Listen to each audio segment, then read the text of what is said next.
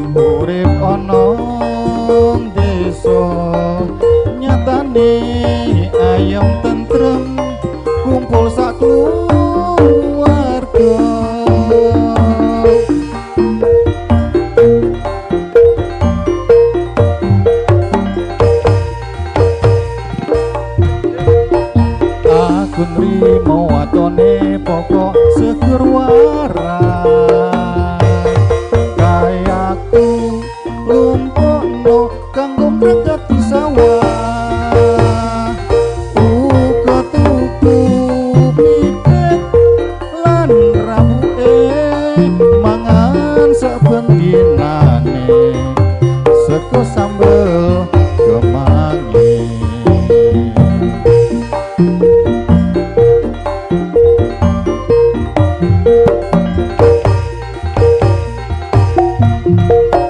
enak apa wong urip ana ngalam donya yen wekah rekoso urip ra bakal mulya kudangane Rama lan ibune sregep nyambut gawe lali ojo lali gustine matur nuwun kok menawi tasih wonten Mas Nanang kasumanggaken mboten napa-napa oh nggih matur suwun